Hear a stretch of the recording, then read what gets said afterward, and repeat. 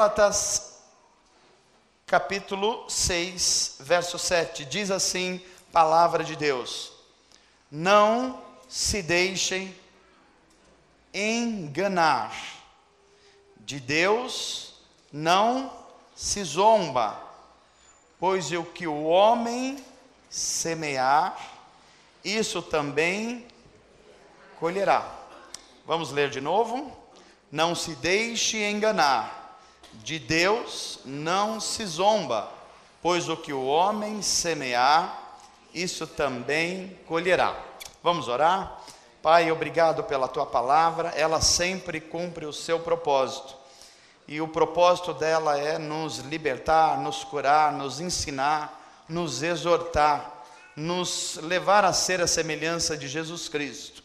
E eu peço que o teu Espírito nos ajude, abrindo as nossas mentes e corações, para que a gente possa ouvir, ver, sentir aquilo que o Senhor tem para nós nessa noite. Em nome de Jesus e pelo teu Espírito, assim te pedimos. Amém. Hoje nós vamos utilizar um pouquinho mais assim os textos bíblicos lidos. Então, se você quiser ficar com a sua Bíblia, Apóstolos, você está com a sua Bíblia? Ah, é? É livro?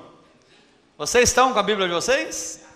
Legal, legal, legal. Alguns estão usando tablet, outros usando celular e outros usando uma tecnologia que fica tudo invisível. Nem eu estou enxergando. Pois é, mas eu espero que ela esteja no seu coração. Queria despertar em você a paixão pela palavra de Deus, porque os provérbios dizem assim: se você ensinar alguém desde criança no caminho que ele deve andar, o que vai acontecer depois? Primeiro, ele não vai dar trabalho para você, se você é pai e mãe. Segundo, ele vai ser um cidadão do reino dos céus e um cidadão desse mundo. Terceiro, ele vai cumprir o propósito de Deus, o qual ele foi criado. Não atentar para isso é desperdiçar a vida. E não são poucas as pessoas que estão desperdiçando a vida por aí. E é por isso que a gente está recorrendo à palavra de Deus. Já que a gente está recorrendo à palavra de Deus, você já ouviu falar na lei de Gerson? Já? Quem tem, eu acho que aí por volta de 30 anos para lá, né? Já ouviu falar nessa lei? A lei de Gerson trata-se de um comercial que ficou bastante conhecido no Brasil, nas décadas de 80 principalmente, em que um jogador Gerson da seleção brasileira de futebol, ele fez um comercial para uma marca de cigarros. E na marca de cigarros ele tinha um mote lá na propaganda que era: leve vantagem em tudo. Tudo que você fazer, procure levar vantagem. E essa lei, ao contrário de muitas leis brasileiras que não pegam, tem lei que pega e lei que não pega, essa lei pegou no Brasil. A lei de Gerson pegou. Tem muita gente conduzindo a sua vida pela lei de Gerson. O que eu puder tentar tirar de vantagem, eu vou tirar. O que eu puder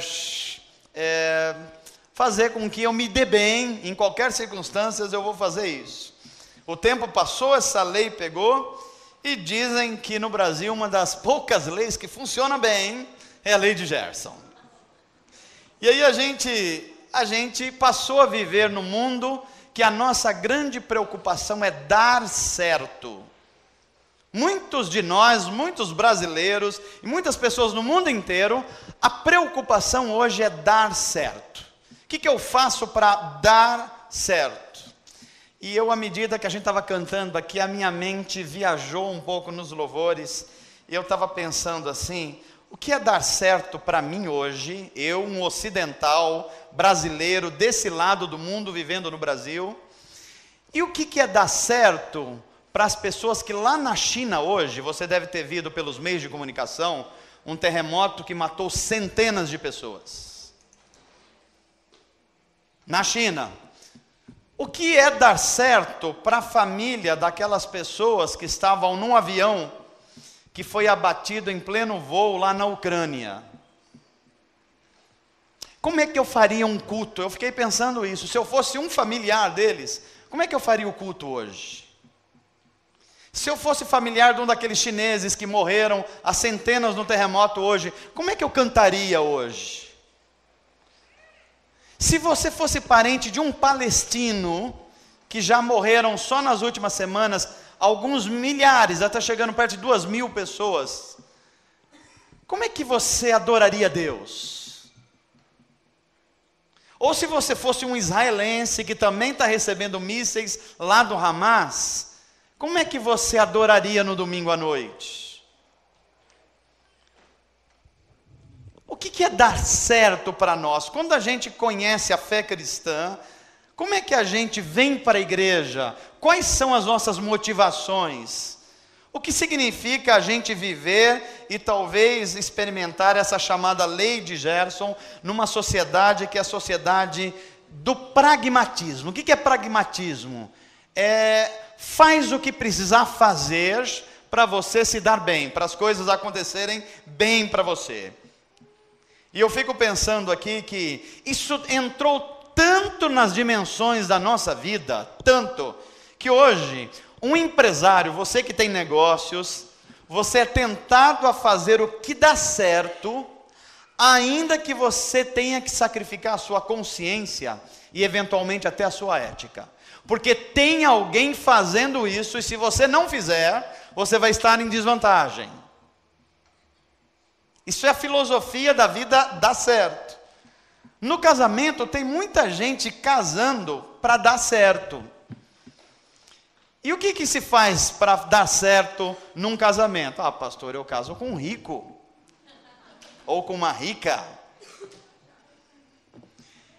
E esses casamentos a gente está vendo que quando muito eles chegam a 6 meses. E a gente pergunta, o que é que dá certo então no casamento? E na carreira profissional? Você procura o que está dando certo. Não procura o que você se sente vocacionado para fazer. Você abre o jornal, abre a internet, você procura algum conselho e fala assim, o que está dando dinheiro aí? Ah, está dando dinheiro, então eu vou estudar isso, eu vou trabalhar nisso. Aí você se torna um rico infeliz. Um infeliz cheio de algumas coisas, mas infeliz. E até mesmo as igrejas entraram nessa de fazer o que dá certo. Então a gente está vendo muito hoje no mundo cristão, evangélico, todo mundo fala assim, vamos fazer o que dá certo. Vamos fazer o que junta a gente, vamos fazer o que aparece na imprensa, vamos fazer aquilo que todo mundo está fazendo. Afinal, se está juntando gente, se as coisas estão acontecendo, é porque dá certo. O problema é que, num ambiente em que todos pensam a mesma coisa, eu penso em dar certo para mim, você pensa em dar certo para você, um terceiro também pensa em dar certo para ele, o que vai acontecer ao final de um tempo? Um ambiente de extrema competição. E onde tem um ambiente de competição, vai virar a lei darwiniana. Vence o mais forte e se arrebentam os demais. É a lei do mais forte que se sobrepuja sobre os outros. E quando a gente começa a olhar para as Escrituras, a gente pergunta assim, Deus fez a mim e a você para a gente fazer o que dá certo, ou para a gente fazer o que é certo? Como é que você organiza a sua vida? Você organiza por aquilo que é verdadeiro e que é certo, ou por aquilo que você está vendo por aí dar certo, e você embarca nessa mesma filosofia de vida? Porque se Deus nos criou para fazer o que é certo, então o mundo que a gente vive não pode ser uma selva, um mundo egoísta, em que cada um pensa por si, e vive-se um ambiente de que um vai conseguindo se sobrepujar o outro. E é justamente porque muita gente está dirigindo a sua vida para o que dá certo e não o que é certo, que a gente começa a ver isso aparecer na sociedade. Por exemplo, você acha que os políticos no Brasil e no mundo, eles orientam a vida dela pelo que é certo ou pelo que dá certo? E está dando certo para todo mundo? Você acha que as mulheres se tornando mercadorias e vendendo-se nas propagandas, e a gente só conhece isso das mulheres, não conhece a inteligência dela, a sensibilidade, elas estão fazendo isso, ou melhor, para uma menina de 15 anos hoje, você acha que ela está mais preocupada em fazer o que é certo ou o que dá certo?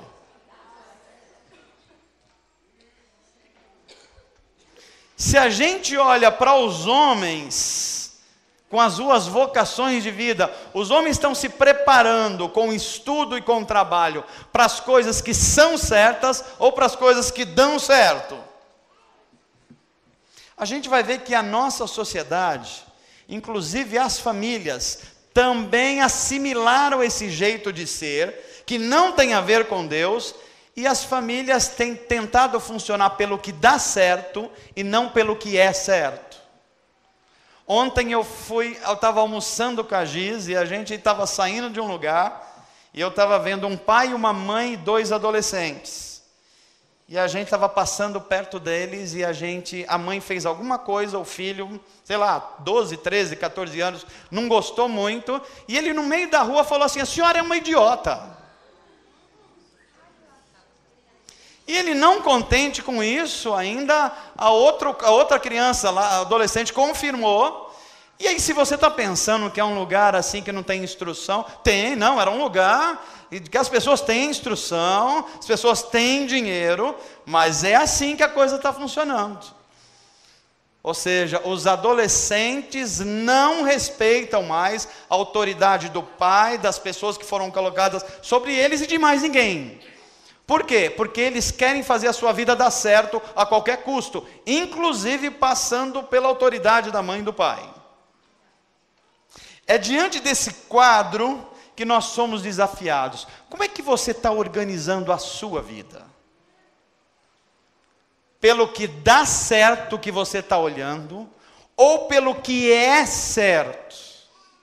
Porque isso aqui tem 2 implicações impressionantes para a nossa vida. Quem vive pela filosofia do dar certo, admite que há várias verdades no mundo.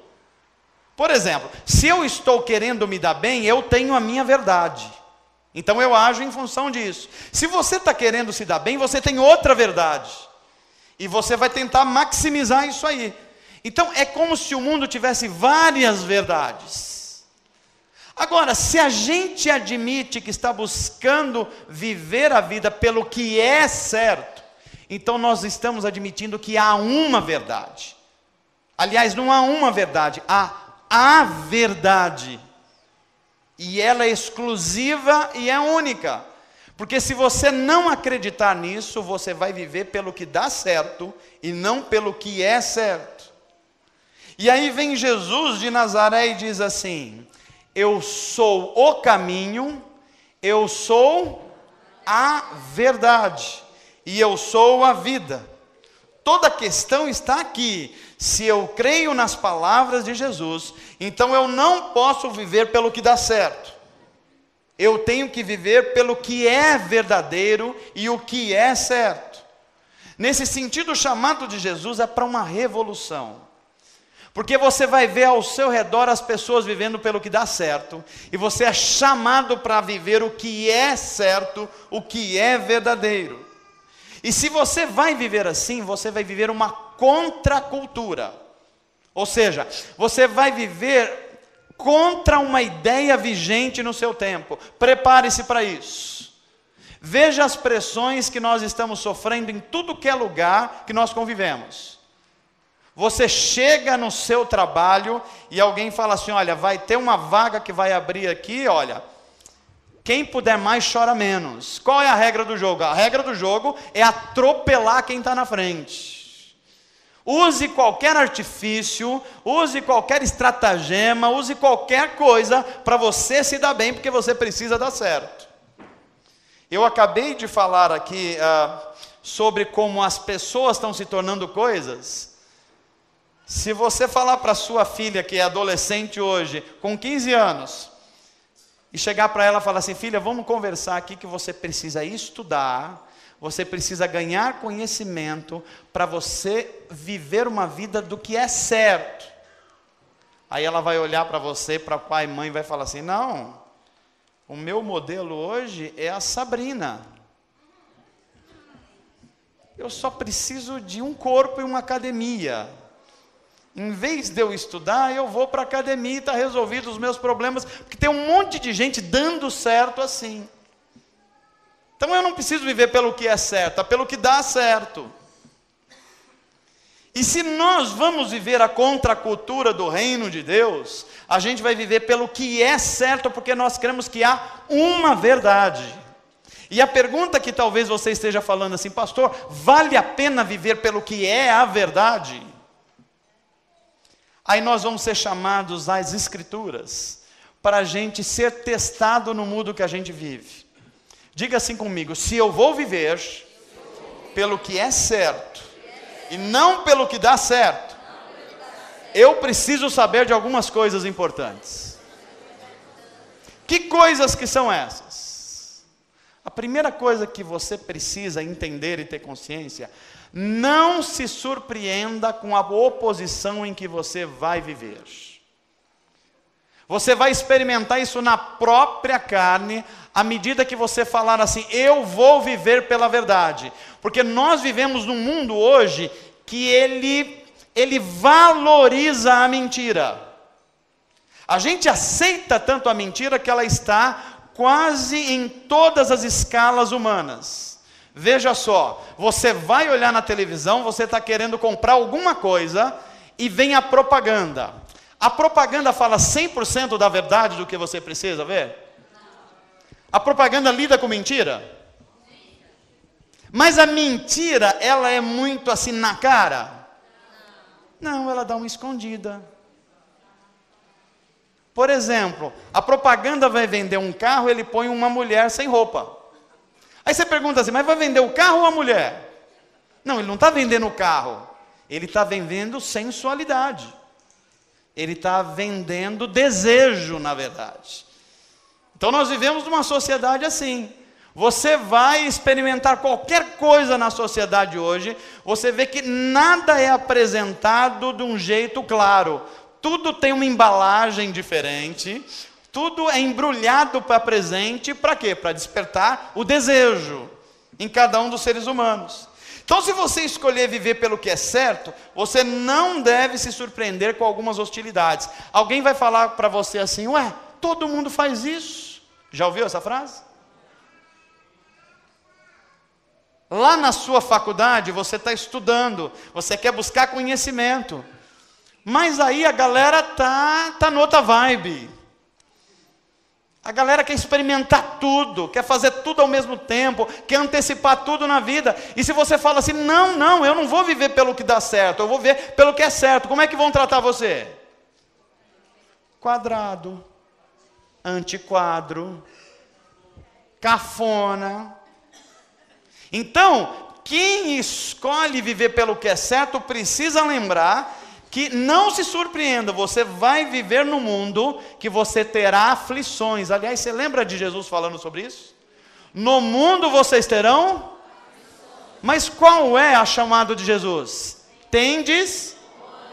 Por que a gente deve ter bom ânimo?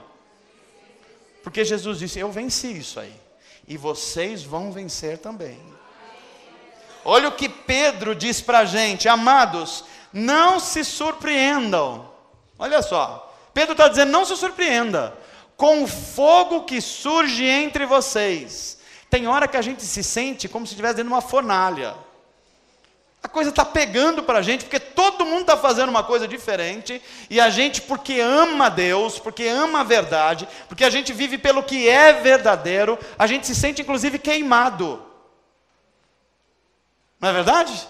Jovens experimentam muito isso. Se você não vai na onda de alguém, ou na onda de um grupo, ou na onda de uma tribo, você se sente fora. Então Pedro está dizendo assim, olha, não se surpreenda com isso, como se algo estranho estivesse acontecendo, porque o próprio Jesus disse, no mundo vocês terão aflições, mas tem de bom ânimo, vocês vencerão. A segunda coisa que você precisa saber, se você vai viver pelo que é certo e pelo que é verdadeiro, é que você não pode ter medo. E por que é que você não pode ter medo, se é que você vai viver pelo que é certo? Porque a Bíblia vai nos dizer que quando se ama a justiça, quando a gente ama o que é certo, o que é verdadeiro, a gente vai enfrentar ainda mais oposição. A gente é avisado de antemão para a gente não ter medo, porque Deus vai nos socorrer na hora certa. Olha só o que Pedro, o apóstolo, vai nos ensinar. Todavia, mesmo que vocês venham a sofrer porque praticam a justiça, porque querem a coisa certa, vocês serão felizes. Não tema aquilo que eles, o mundo fora de Deus, temem. Não fiquem amedrontados. Diga para quem está perto de você assim, se você vai viver pelo que é certo, você vai enfrentar a oposição, mas não tenha medo. Amém? O que diz o Salmo 91 a respeito disso? Aquele no esconderijo do Altíssimo, quem está escondido em Deus, vai descansar, olha que interessante, na sombra de Deus, a sombra do Onipotente. O que significa isso? Que você está andando num mundo que é hostil a você, mas Deus está com você. Como é que você sabe que Deus está com você? Porque a sombra dele está protegendo você. Tem coisa melhor do que isso? Então não tenha medo. Se você vai viver pelo que é certo, lembre-se de uma coisa: não se envergonhe do Evangelho de Jesus, porque ele é o poder de Deus para transformar o ser humano. Quando a gente vive pelo que é certo, vai haver a pressão para você acompanhar as maiorias. Olha as pressões que você está vivendo no dia a dia hoje. Você tem pressão para vestir a coisa que está vendendo como moda? Tem ou não tem? Se você não usa a roupa da moda, o que acontece com você? Pastor, eu fico tristinho, que ninguém olha para mim. Se você não viaja para o lugar da moda, o que acontece? Fica triste. E eu estou percebendo assim, como as redes sociais influenciam as pessoas. Às vezes você olha na cara de uma pessoa e vê ela tristinha. Por quê, pastor? É que eu vi uma festa no Facebook e eu não fui. Meu irmão, você vai viver pelo que dá certo ou pelo que é certo? Faz uma festa você, chama eu vou lá fazer uma festa com você.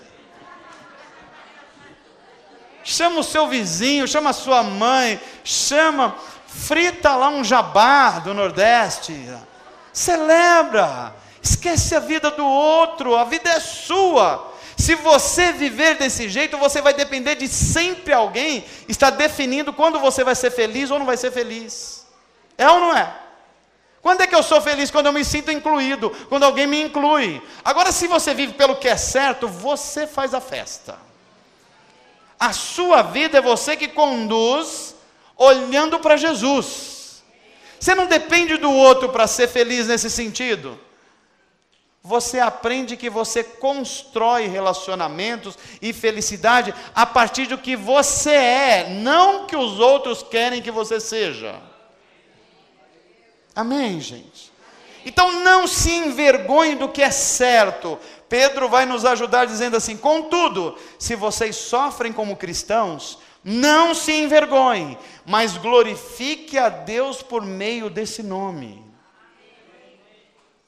Às vezes nós estamos assim tão despreparados para viver no mundo que a gente está vivendo, que vem, sei lá, um ateu, vem um cara que não crê em Deus, vem um cara de outra confissão, e às vezes quer espremer a gente. Esses dias eu estava conversando com alguém, e de vez em quando eu entro em umas conversas malucas, assim, com espírita, budista, maçom.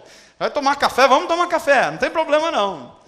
E aí a gente estava conversando assim, e eu comecei a falar da minha fé, e um deles, mas você pode provar que Deus existe? Eu falei, não, porque Deus não se prova em laboratório. Aí ele falou, tá vendo, a sua fé não é tão forte assim. Eu falei, então tá bom, você pode provar que Deus não existe? Não. Olha, então 0-0. 0-0, vamos continuar o jogo daqui agora em diante.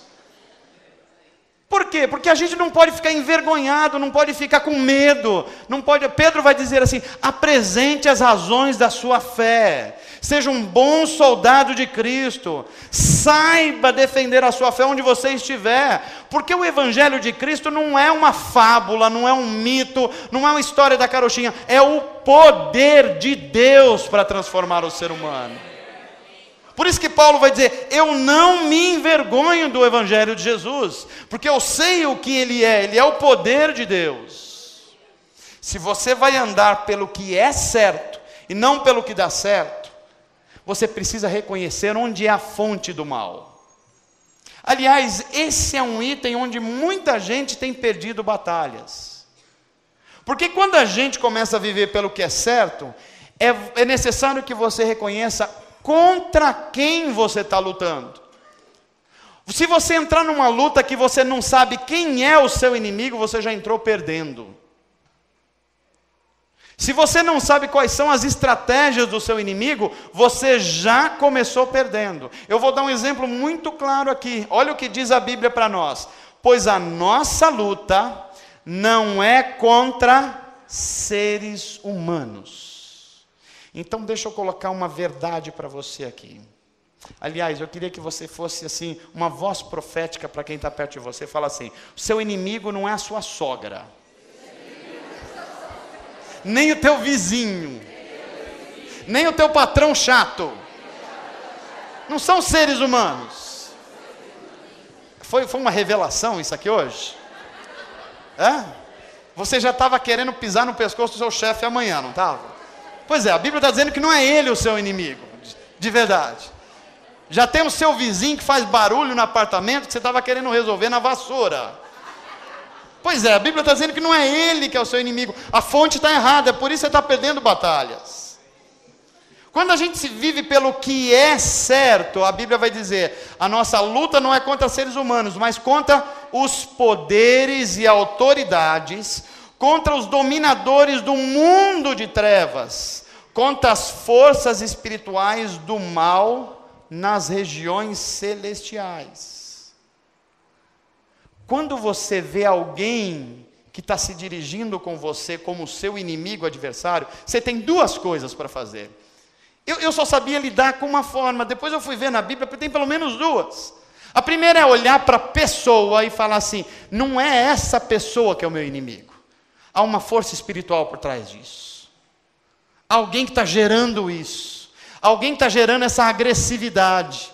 Alguém que está gerando essa mentira. Alguém que está gerando essa calúnia. Não são seres humanos. São poderes espirituais que estão por trás disso. Aí você vai falar assim, pastor, eu já fiz isso. Algumas vezes funcionou, não funcionou. Tem vezes que eu acho que é o cara mesmo. É o Zé da Silva que é o inimigo. Porque o cara é ruim demais, pastor. O cara não mudou até hoje. O cara continua ruim.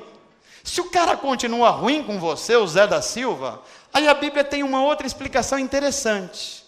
Porque a Bíblia manda você não só amar o seu amigo, mas manda você amar o inimigo. Sabe o que eu descobri com isso? Que quando alguém fala que não gosta de mim, e eu nem sei porquê, mas a pessoa fala assim, eu não gosto de você, não quero ser seu amigo, que você é seu inimigo. Eu falei, que legal. Você vai me dar a oportunidade de amar um inimigo, que a Bíblia manda fazer isso. Talvez vai ser o primeiro, vou amar você. Se você se declarou meu inimigo, vou ter essa oportunidade de te amar. Porque é isso que a Bíblia ensina. Aí a Bíblia vai dizer assim, quando você está no meio dessas batalhas, olha de novo Pedro nos ajudando aqui. Ele vai dizer assim, evite controvérsias tolas e inúteis. Tem gente brigando por qualquer coisa? Discutindo por qualquer coisa? Entrando em confusão de sexo dos anjos? E fica brigado 2 semanas porque não conseguiu chegar a uma definição? Olha o que Pedro está falando. Pois você sabe que acaba em brigas. Ao servo do Senhor não convém brigar, mas ser amável para com todos, apto para ensinar e paciente, e deve-se corrigir com mansidão. Você tem corrigido com mansidão pessoas que fazem o mal para você? Ou você já vai no safanão? Não, pastor, já vou na vias de fato. O negócio brincou comigo, eu já vou na mão grande já, pastor. É assim que eu resolvo o negócio. Deve-se corrigir com mansidão para que assim a pessoa volte à sobriedade. E o que mais? E escape da armadilha do diabo. Olha o que a Bíblia está dizendo. Que se você não enxergar que é uma questão espiritual por trás das desavenças, dos problemas, você não só não experimentará essa visão de Deus de enxergar, como você não vai livrar alguém que está preso numa armadilha do diabo. Quinto lugar, se você vai viver pelo que é verdadeiro, olha que coisa difícil essa. Recuse-se a retalhar alguém que te fez mal. É fácil isso? O que dá vontade de fazer com um sujeito que fez mal para você? Não, matar não, meu irmão, vai mais devagar. Matar já é. Aí já tem outros problemas ali. Mas que dá vontade de pegar no pescocinho, dá? Pois é. Ou se não falar assim, eu pego você na curva. Você está fazendo isso agora, mas você não sabe com quem você mexeu. E aí você vai se tornando uma pessoa ardilosa. E qual é o problema? Você vai tomando o lugar de Deus, porque fazer justiça e a vingança pertence a... Quando a gente se mete a fazer justiça, a gente vira vingador. É ou não é verdade? A pessoa fez meio com você, você fala assim, vou pagar com você com 2, vai ser 4 vezes mais. E você vai se tornando uma pessoa ardilosa, vingativa. Tudo que alguém faz, você já está esperando para dar o troco. E a Bíblia fala assim, não lida com a vingança não pertence a você. Você não sabe usar isso, deixa Deus usar isso. Aí tem alguns irmãos que falam assim, pastor, já sei, então é aquela oração macumbeira que a gente faz assim, eu vou te entregar na mão de Deus. Quando o cara está falando isso, ele está falando assim, olha, eu vou pedir para Deus colocar você dentro do paletó de madeira, conhece? Caixão. Tem gente orando assim, não pode deixar que o meu Deus... Normalmente, gente que está ligando com vingança, o Deus não é nosso, o pai não é nosso e o pão não é nosso, o Deus é meu. Então fala assim, você brincou com o meu Deus. Ou seja, é um Deus que eu domino, ele faz o que eu quero e não é o seu Deus, é só o meu Deus. Então é um Deus marionete que você usa para suas conveniências, para suas vinganças. Então a gente vai se tornando, sei lá, um ocultista. A gente vai se tornando esse tipo de coisa que a Bíblia bate contra. Porque a gente não conhece o Deus que nós servimos e a gente quer retalhar. E a Bíblia vai dizer assim, não retribua ninguém mal por... mas procure fazer o que é correto, aos olhos de quem? De todos, não é só os seus olhos. Porque ficasse só para os seus olhos, você fala, pode deixar, pastor, que eu resolvo esse negócio aqui. Não é aos olhos de todos, é o convívio social. Faça o possível para viver em paz com todos. Isso é fácil? Mas dá para fazer? A Bíblia está dizendo assim, que faça o possível. Ou seja, vá às últimas consequências. Faça tudo o que tiver que fazer. Mas, pastor, vai ter gente que ainda assim não vai ser possível ter paz com ele. E ele vai se tornar meu inimigo. O que eu faço? Ame o seu inimigo. A Bíblia está mandando você fazer isso. É uma grande chance para desenvolver amor. Ganhou um inimigo? Ame ele. O Abraham Lincoln dizia assim, um grande presidente americano, você quer destruir um inimigo seu? Torne ele seu amigo. Pronto, acabou com o inimigo. Isso é uma grande estratégia, inclusive bíblica, porque mesmo que a pessoa se recusar, você a ama. E se você está amando, você está trazendo Deus para dentro do seu lado. Porque Deus só pode ficar do lado de que tem um coração nele, um coração bondoso, um coração livre de ira, um coração livre de contenda. A Bíblia ainda vai dizer, por isso mesmo, aqueles que sofrem de acordo com a vontade de Deus, devem confiar na sua vida ao fiel Criador.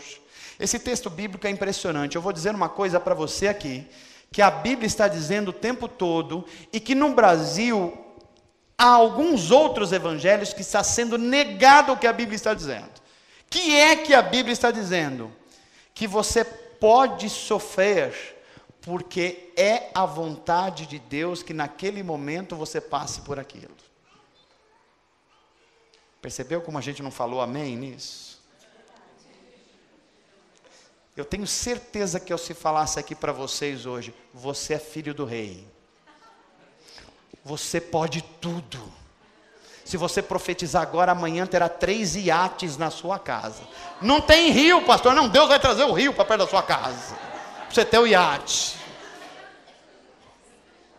Mas o que a Bíblia está dizendo é que há sofrimentos que são causados pelo mundo mal, são sofrimentos que são causados por nós mesmos, mas tem sofrimentos que Deus simplesmente permite que aconteça na sua vida. Não é porque você está sofrendo que você vai falar assim, eu preciso viver pelo que dá certo, eu devo estar fazendo alguma coisa que não dá certo. Quando a Bíblia está dizendo assim, não, você deve viver pelo que é certo, não pelo que dá certo. Quer a prova disso? Jó. Qual foi o pecado de Jó? Lista aí para mim. Jó dava o dízimo? Mas levaram tudo embora dele. Você não ouve pregar por tempo todo por aí que o devorador leva embora tudo? Mas ele dava dízimo. Jó era fiel a Deus? A Bíblia diz que tinha alguém mais fiel a Deus naquela época do que Jó? E Jó sofreu ou não sofreu? Por que é que Deus permite essas coisas na vida dos seus filhos amados? Teresa de Ávila, que foi uma grande mulher nos tempos medievais, ela dizia uma frase assim, era uma mulher tão ligada em Deus, tão em comunhão, que ela falava assim, no meio do sofrimento dela, se Deus trata assim os seus amigos, Ele nem precisa de inimigos. Porque ela estava experimentando o sofrimento, mas depois disso ela foi entendendo que os melhores homens de Deus e mulheres de Deus são provados no fogo da vida. Se você está fazendo o que é certo, se você ama a justiça, se você está buscando conduzir a sua vida com aquilo que a palavra de Deus está mandando e ainda assim está sofrendo, eu quero dar uma boa notícia para você. Você é uma pessoa especial para Deus. Porque Deus vai usar a sua vida para mostrar ao mundo o que é depender de Deus e viver para a glória dele. O livro de Jó tem 42 capítulos. Se você lê-lo, você vai ver que Jó sofreu 39 capítulos. E sofreu sem Deus falar nada para ele. Isso coloca por terra também um monte de coisa que a gente como evangélico pensa. Não, pastor, se eu orar muito, Deus vai me responder muito. Você vai ver que tem horas que você ora e você fala assim, mas aonde está Deus? Tem hora que você está sofrendo tanto que você nem ora, você geme. E é por isso que a Bíblia vai dizer que o Espírito Santo, o que ele faz? Ele intercede por nós com o quê? Gemidos inexprimíveis. É a hora que você não aguenta nem falar mais.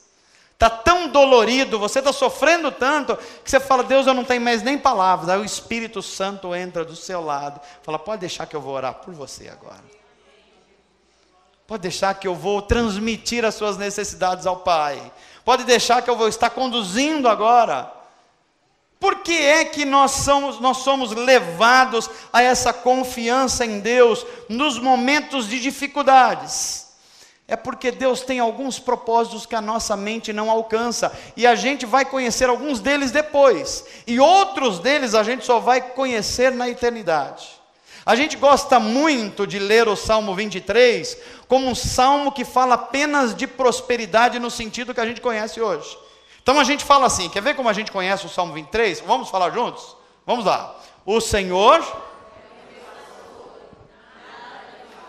Bom esse primeiro versículo, não é não?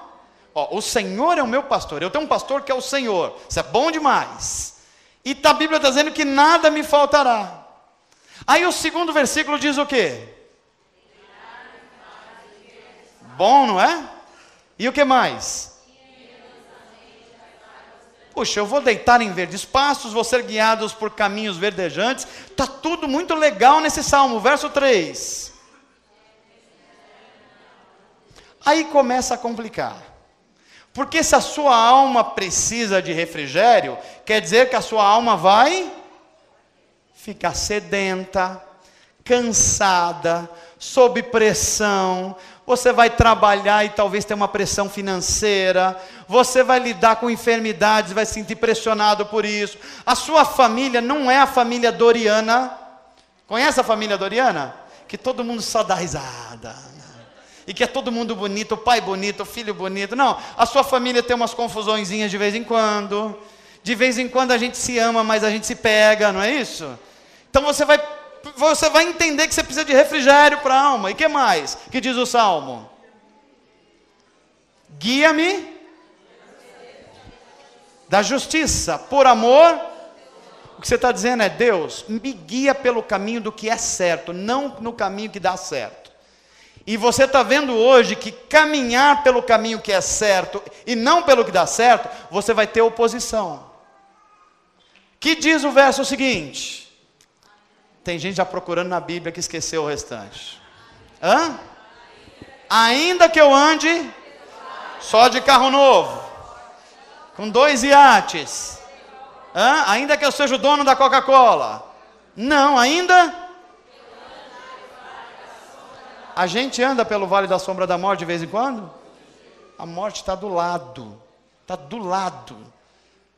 Morte não só física, mas morte de casamento, morte de família, morte de profissão, morte por causa do vício, morte emocional, morte espiritual. Ainda que eu ande pelo vale da sombra da morte, a coisa está pegando desse lado, pastor, a coisa está pegando do outro lado, eu oro, quanto mais eu oro, parece que vem mais assombração. Não, não é assombração não. Você está caminhando pelo vale da sombra da morte. Não temerei. Por que é que eu não vou temer mal algum? Então veja que a Bíblia está dizendo que esse nada me faltará, não é que você não vai passar por dificuldades. Quer dizer que ao passar pelas dificuldades, você não vai temer mal algum, por quê? O Senhor está comigo. O Senhor está com você. Aonde, pastor? Lá no meio do seu sofrimento. Você só está de pé porque o Senhor está passando por você e com você. Pastor, mas eu não estou vendo nada. Onde que Deus está atuando? Ele justamente está atuando, é por isso que você está vivo ainda. Essa é a prova de que Ele está com você. Essa é a prova que Ele está andando com você. Não se deixe vencer pelo mal, mas vençam o mal com o bem. E eu termino essa mensagem. 6º lugar, se você vai andar pelo que é certo, você precisa responder às oposições abençoando.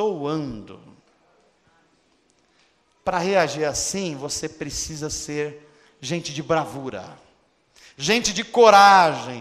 Toda vez que você cai na armadilha de responder um mal com mal, presta atenção nisso. Toda vez que você responde mal com mal, você coopera com a ciranda da maldade. Olha só, eu faço mal para o Enoque. Aí o Enoque fala assim, você vai me conhecer agora que você não me conheceu. Aí ele faz mal para mim, já o segundo mal. Aí eu falo, ele fez mal para mim, eu vou responder de novo com mal. E a ciranda da maldade, ela não vai parando nunca mais. O que é que Deus espera de nós? Que a gente coloque um ponto final na ciranda da maldade. Alguém fez mal para você? Responda abençoando. Alguém tirou você do sério? Se você contava até 3, conte até 15. Não responda, não alimente o mal, porque o mal é igual fogo. Se você não cortar o oxigênio, o fogo não acaba. É preciso que alguém fale assim, não chegou em mim, não vai mais adiante. É igual história de maledicências. Conhece isso? Buchicho. Começa um buchicho aqui. Aí alguém fala por telefone, menina, você não sabe o que eu sou. Olha, eu vou contar só para você que você migona, né? Migona do coração. Aí a migona do coração tem quantas outras migonas do coração? Mais 20. E a roda da maldade, da maledicência, vai aumentando, aumentando. Agora o que a Bíblia ensina a gente? Chegou uma história de maldade, corta em você.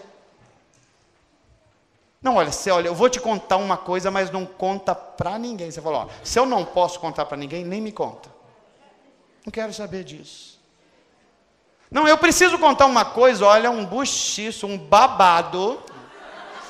Você não sabe, não, eu não sei, não quero saber. É coisa ruim? Não, não quero saber. Não tem a ver comigo.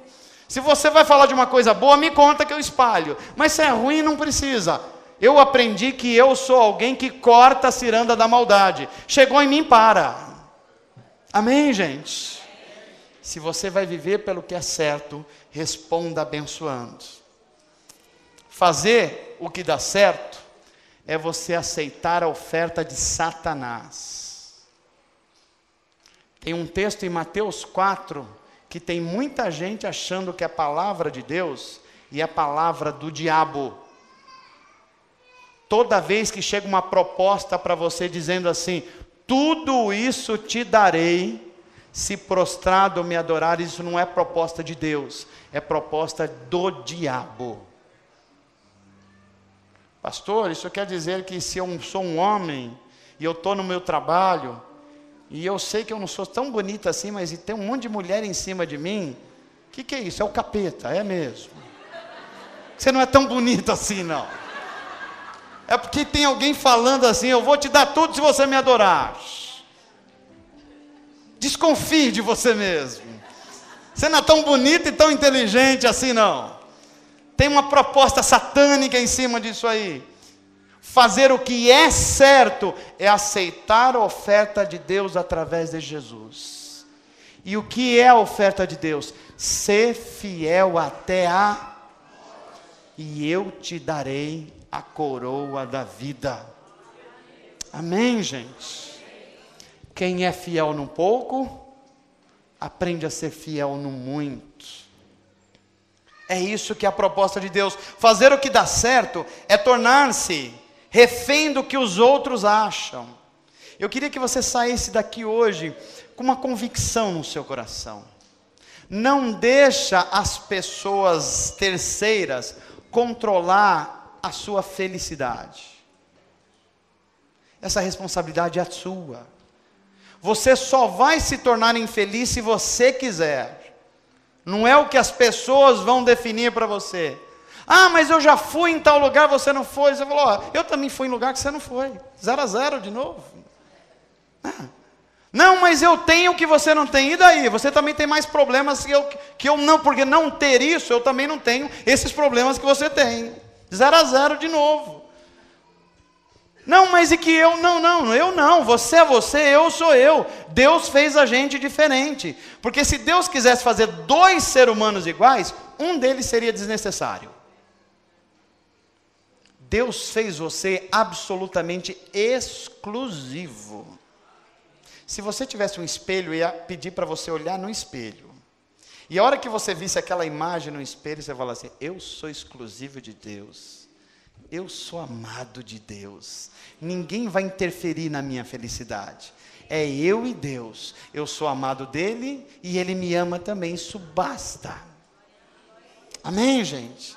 Fazer o que é certo é confiar que Deus é soberano. e que Ele está cuidando de todas as coisas. E chegará uma hora que Deus vai colocar um ponto final no deserto que você está passando. Se você não confia nisso, você fica achando que a culpa é não sei de quem, a culpa é de outro, alguma coisa não está dando certo, é por causa de alguém ou por causa de outro. Mas se você confia na soberania de Deus, que Deus está no controle de todas as coisas, o que vai acontecer? A sua fé nunca vai cair no chão, porque você sabe que se você está seguro em Deus, você está no melhor seguro que existe, o seguro celestial. Amém, gente? Fazer o que dá certo é você precisar da aprovação dos outros para ser feliz. Fazer o que é certo é você ser aprovado por Deus pelo que você faz. E aí você vai viver a felicidade do Salmo 1. Que diz a felicidade do Salmo 1?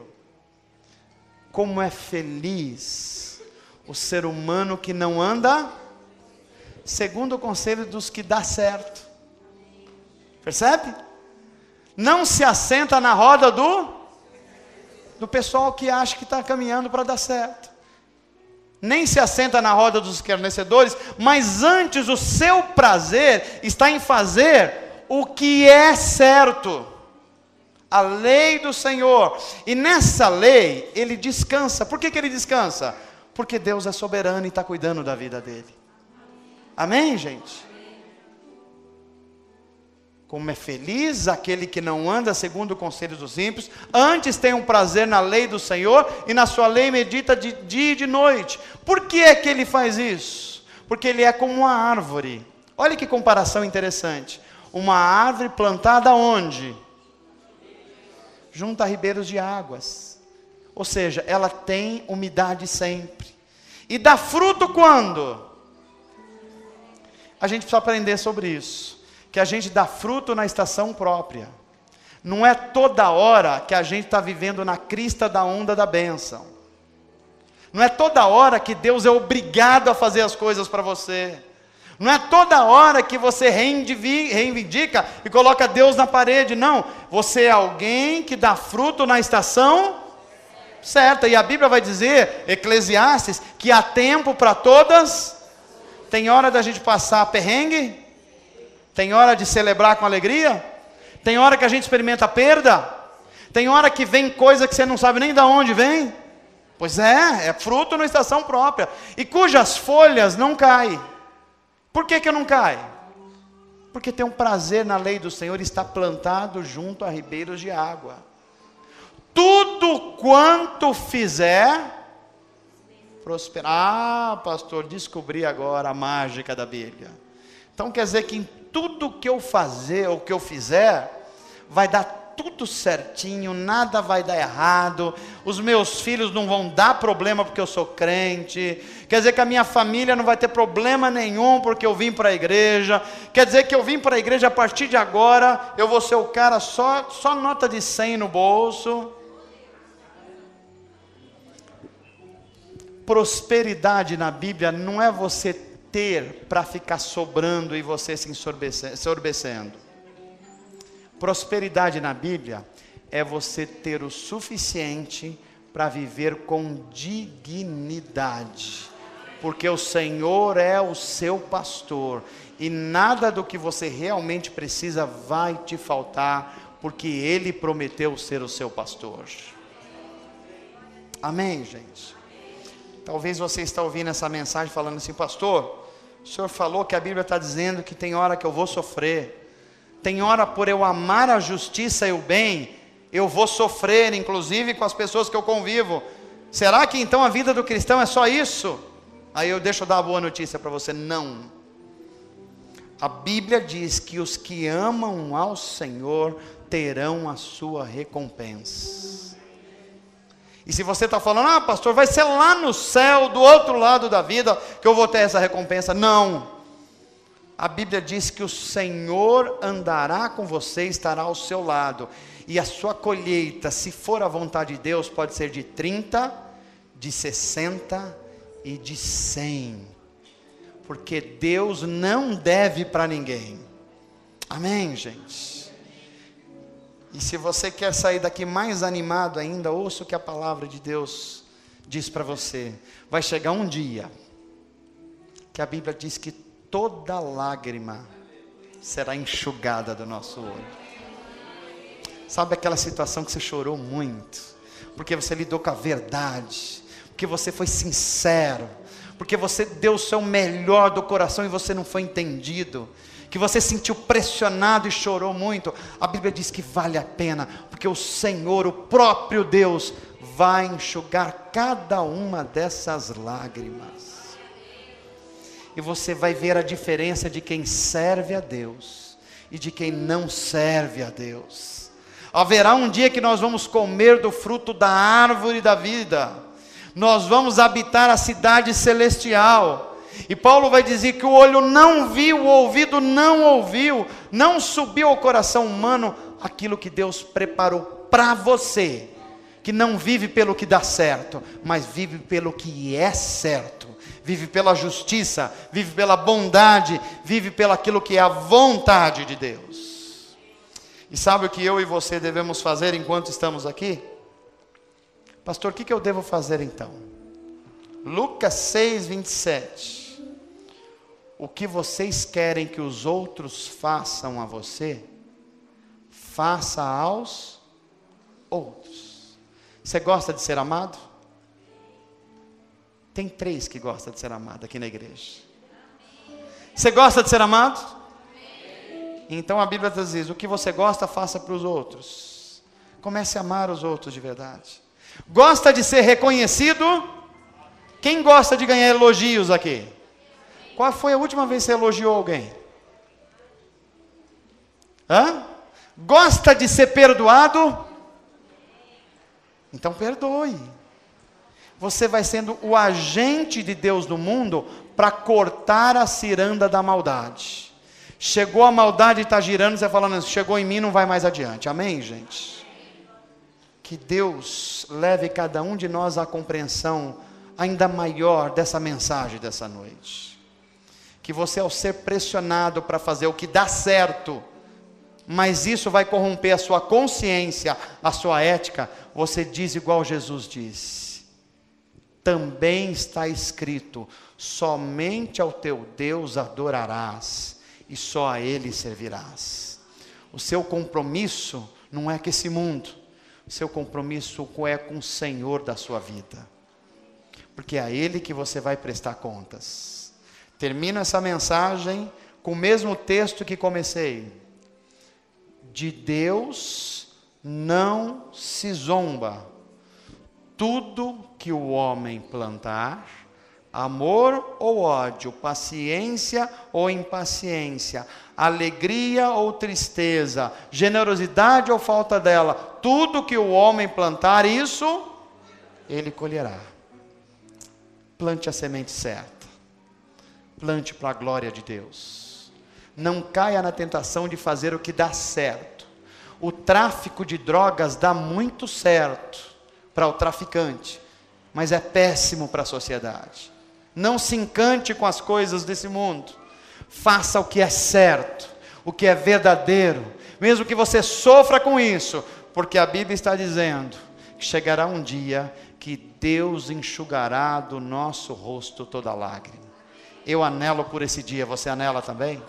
Então diga assim comigo: Senhor Jesus, eu anelo por esse dia, em que todo mal entendido, toda traição, toda angústia, toda doença, toda privação vai ter um fim, porque nós estaremos diante do Senhor a enxugar as minhas lágrimas, a me abraçar, me chamando: vinde benditos de meu Pai, recebam agora por herança aquilo que lhes foi preparado desde a fundação do mundo.